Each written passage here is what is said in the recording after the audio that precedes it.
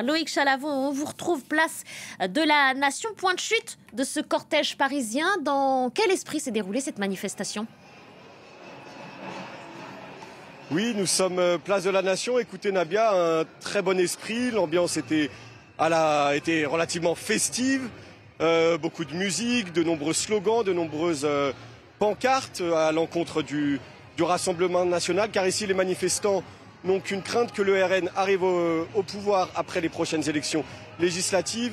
Ils ont peur d'une régression du droit des femmes si jamais le RN arrive à ses fins aux prochaines élections.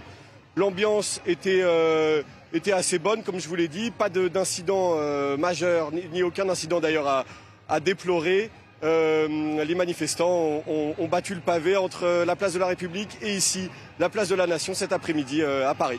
Et les principales revendications portées par ces manifestants, quelles sont-elles? Que vous ont dit ces personnes à qui vous avez pu parler?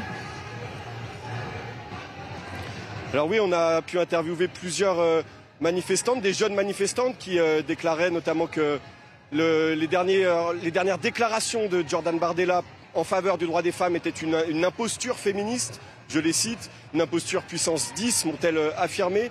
Un homme également d'une soixantaine d'années qui était affublé d'une pancarte déclarant que les femmes étaient les premières victimes des totalitarismes, quelqu'un de très engagé en faveur du droit des femmes. Et ici, les deux craintes majeures, si jamais le RN arrive au pouvoir, ce sont la baisse des subventions publiques pour les associations féministes, un tissu d'associations féministes qui compte beaucoup justement sur ces subventions. Ce sont souvent de petites associations qui comptent là-dessus. Et également, moins de politiques publiques spécifiques en faveur des femmes. Ce sont les deux craintes majeures ici des manifestants qui ont battu le pavé cet après-midi pour faire monter ces revendications.